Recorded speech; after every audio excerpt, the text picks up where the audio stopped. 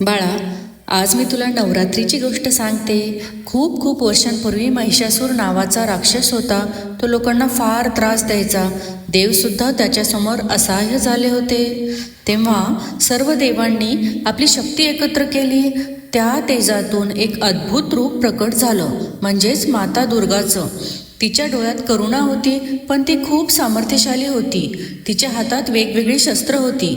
मातेने 9 दिवस महिषासुराशी युद्ध केलं आणि शेवटी 10व्या दिवशी त्याचा वध केला. बाळा, त्याच दिवसाला आपण विजयादशमी किंवा दसरा म्हणतो.